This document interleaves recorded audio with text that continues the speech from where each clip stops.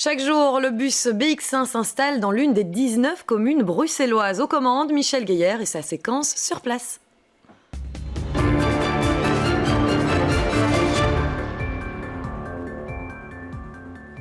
Elle a fait vivre aux Bruxellois l'épopée russe version XXL. Vous la connaissez bien, la place Wiener, lieu mythique de Watermael-Boisfort, est aujourd'hui votre hôte, Michel Gaillard, pour une plongée immersive au cœur de la commune. Oui, vous voyez derrière moi le bus de BX1 qui s'est installé ici et c'est là qu'avec toute l'équipe de BX1, nous attendons les habitants de Watermael-Boisfort qui auraient une question, une remarque, une envie, quelque chose à partager. Nous enregistrerons ces doléances et nous obligerons les têtes de liste ce soir dans le débat de Jean-Christophe Peuzès à y réagir. On va aussi prendre le pouls de la commune et notamment avec Delphine Métaine du GRAC, le groupement des cyclistes actifs au quotidien. Faites un pas vers moi, je vous sens un peu éloigné. Est-ce que vous pourriez me donner une cote sur 10 sur les aménagements pour les cyclistes ici à Watermael-Boisfort? Je dirais 7 sur 10.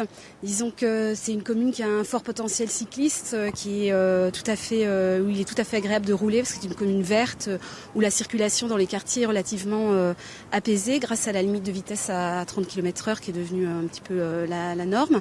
En même temps, il y a encore une série de points noirs, il y a encore certaines voiries qui représentent vraiment des coupures urbaines qu'il est difficile de franchir. Lesquelles?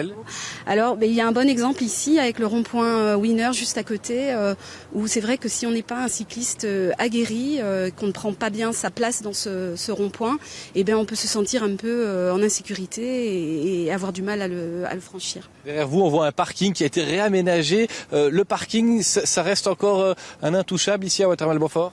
Oui, malheureusement, il y a vraiment, ça c'est vraiment le tabou. Il n'est pas question de supprimer un emplacement de stationnement auto. Et nous, on le regrette un peu parce qu'on milite effectivement pour un meilleur partage de l'espace public et donner un petit peu plus de place au vélo pour qu'il puisse s'épanouir et que plus de personnes puissent rouler à vélo. Quand vous venez avec des propositions concrètes, vous êtes entendu par les autorités locales?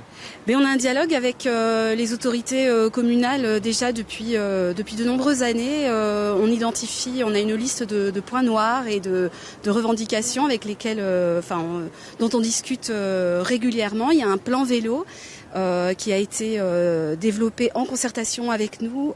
Qui est mis en œuvre? Eh bien, sa mise en œuvre est très progressive. C'est vrai que voilà, nous on aimerait qu'il y ait vraiment un calendrier et une ligne budgétaire pour permettre à différentes mesures d'être prises, à la fois des mesures qui concernent des aménagements ou alors des actions de sensibilisation, de promotion du vélo. Par exemple, la mise en œuvre du brevet cycliste dans les écoles primaires. Merci Delphine Métaine du GRAC d'être venue jusqu'à nous. C'est un point de vue, celui des cyclistes, en tout cas d'une organisation de cyclistes. Si vous avez aussi quelque chose à dire, venez nous retrouver ici. Nous passons la journée à Watermael-Boisfort et nous sommes venus pour vous rencontrer.